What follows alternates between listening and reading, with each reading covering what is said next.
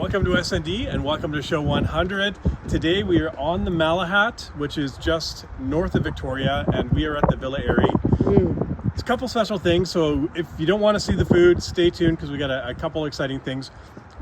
First thing we're going to start off is a trivia question, and this is for all of you and you, Miss Annie. That's right, I have no idea what this is. And you can't look it up when we're eating, no Google, no nothing. Also, it is a bit windy out here. We do have a cover for the microphone, so we're hoping it makes a difference. If it doesn't, sorry. The trivia question is, what is the main difference between an alligator and a crocodile? The snout? The answer comes after. Oh, sorry. No looking it up. Also, a couple things about the Villa Eyrie. It used to just be called the Eyrie. It was made in the 80s. Wow, it is really windy. By a fellow, I believe he was German, and he wanted to make sort of a Lake Como, Italian Alps kind of resort. So as you can see, it's kind of built on a slope.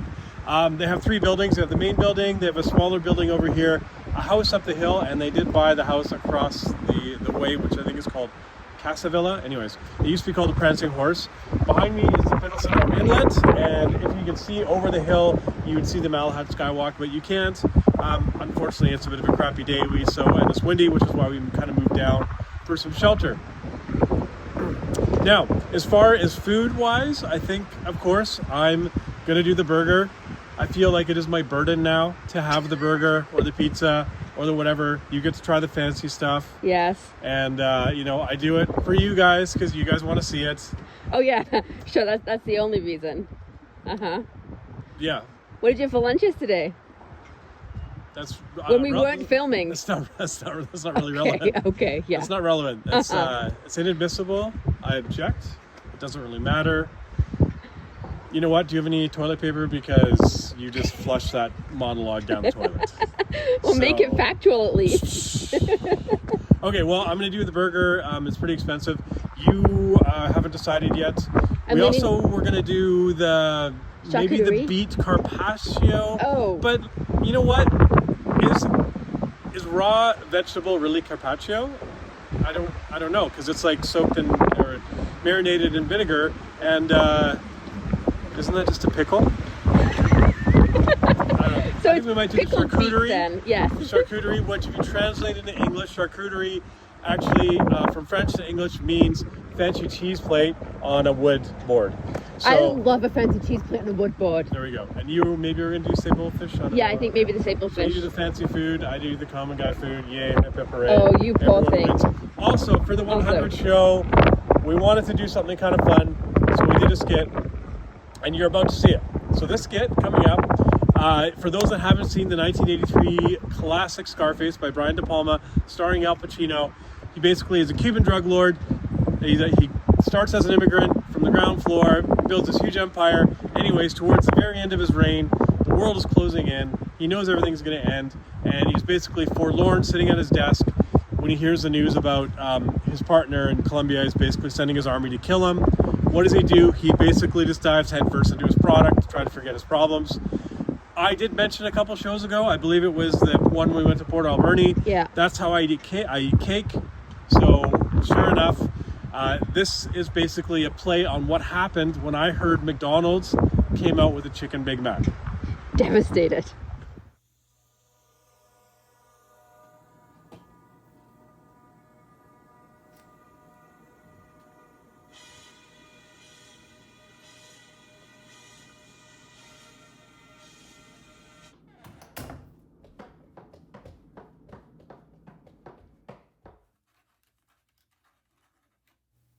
Hey Jason, we got some bad news for you.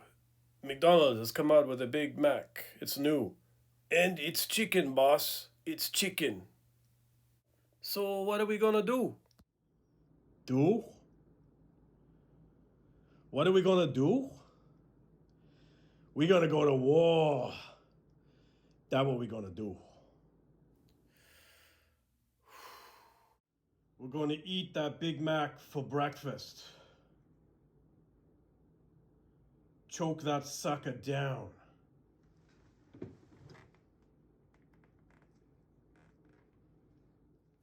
Oh, no, Jason, come on. don't worry. We'll take care of it. Right, Lalo? Come on. Let's go.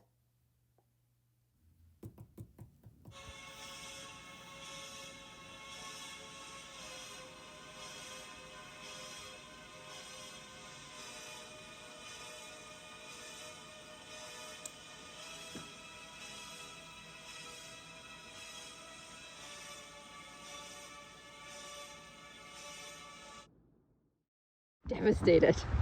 So there you go. That took a lot of acting chops. It also took a lot of resources. That was a $42 cake, by the way. Yeah, it was. $42 cake. It didn't go to waste, don't worry. None of it went to waste. None of the treats on the table. But that is my play on Brian De Palma's when I heard about the Chicken Big Mac. But it's cold out here. It's windy. Let's go inside to the Eyrie at the Alpina restaurant. Forgot to mention that. The Alpina restaurant. And we're going to show you what we have. So come on, let's go. Let's get warm. Well, we got a great scenic table looking over Finlayson Arm there. We started off with 2 very large Shirley temples, which were very delicious. This is the Alpina charcuterie board. There's assorted cured meats, local cheese, olive tapenade, house-made venison terrine, in-house made candied salmon, pear chutney, hard-boiled egg, pickled vegetables, red onion marmalade, seasoned fruits, bread, and breadsticks.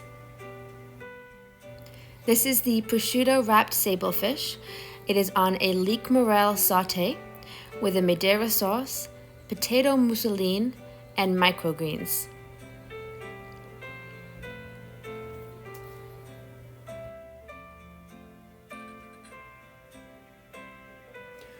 And that brings us up to the Alpina Bistro Burger.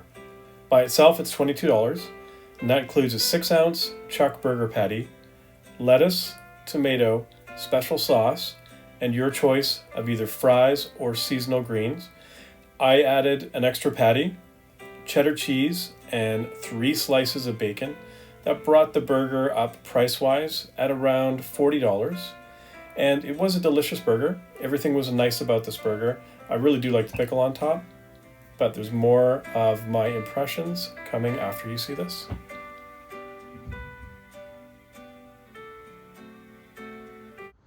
Okay, you've seen what we had. Quite interesting. The one thing I gotta say, we did have to wait a fair bit for the fancy cheese plate. About 45 minutes. And everything looked great. I don't know what you thought about the cheese plate. Or sorry, the charcuterie. Charcuterie. All the ingredients look great. Some of the stuff, again, if you've watched my show, you know that I kind of grew up eating vanilla, so I don't deviate too much from like chicken, beef, not even bacon. Yeah, you're not even pork, just bacon. So I mean, there was like these like little. Someone spent a lot of time cutting up these little chunks of really nice looking meat that was like closest to me. But the fact that it was cut up like so finely and was put there meant it probably wasn't like your basic meat. You just assumed that because time had been put into it, it was fancier than just regular salami. Well, there was other pieces of salami that weren't cut up. It tasted great. Do you want to say the bread? Their house-made bread? Holy cow. That is going to stick with me for a long time. It was like a rye bread. It was soft. It was warm. The crust was amazing. It can't like the herb butter. I could have just had that and been 100% happy. But yeah, I mean, you liked everything on there. I thought like you put all these amazing ingredients on this fancy cheese plate, and then in the middle they put these pretzels. And that to me is like, I don't know. You put it together and you're like, oh my God, we got a hole in the middle. What are you going to do? I'd run to the machine and grab some rolled gold? I don't know. That seemed weird to me. Now, let's talk about your impressions of the charcuterie and your sablefish. Okay, the charcuterie was really good. I enjoyed all the cheeses. There was some really nice pickly things. There was like a tapenade and this pickly thing. There was some smoked salmon and some candied salmon that I really enjoyed. And then my sablefish was wrapped in prosciutto, and it was tender and moist and amazingly charred, and it came on this leek thing, and it had potatoes. It was amazing. The potatoes were done, it seemed like sort of that very French style with a lot of butter. Yeah. I really like that. I like that when it's almost like a puree with a lot of butter in there. My burger was good. I didn't need the extra patty. The patty was quite thick. You could tell all the ingredients were nice. So it basically turned out to be about like a $40 burger. I mean, I'm not a food expert. I don't pretend to say I know how to do food or I can even cook. I do feel there was a bit of missed opportunity when it came to the searing of the patties themselves. And I felt that it lacked a little bit of spice.